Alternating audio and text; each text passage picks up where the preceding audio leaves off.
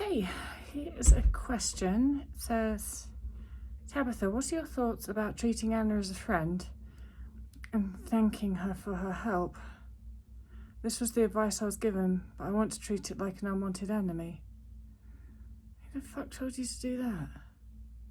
I'm not the right person to ask that sort of question, honestly. It's just too complicated for me. I don't know.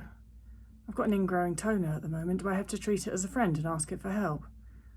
It's just a level beyond me, quite frankly. I know, like, there are some sort of things where it's like you treat your eating disorder like your ex-boyfriend. And I'm just like, fucking grow up. It isn't your ex-boyfriend. It's a biological illness / energy deficit problem. It's not your ex-boyfriend. Like, it doesn't have a personality. There's nothing, it's not an it.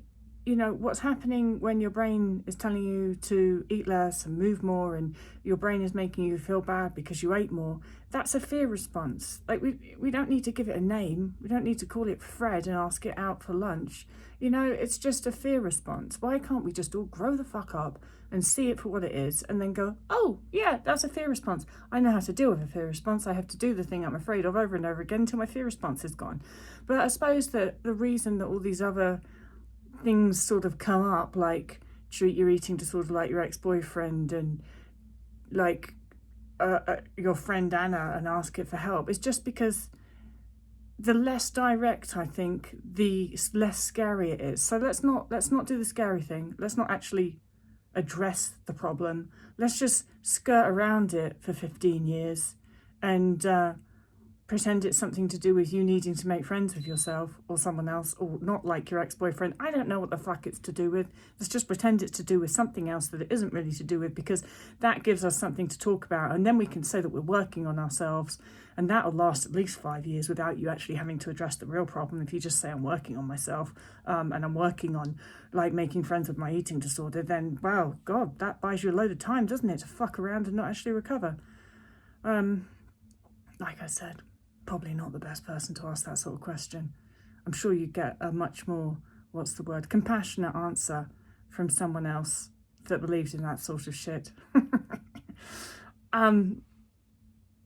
To be fair though, if you think that treating anorexia as your friend and asking her, and why does it have to be a her? Like, why is it asking her for help? Anyway, let's not get into that.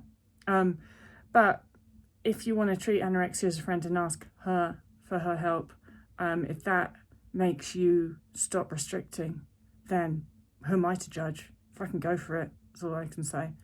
If you want to treat anorexia like your ex-boyfriend and call it Ed or Fred, if that stops you restricting, go wild with that.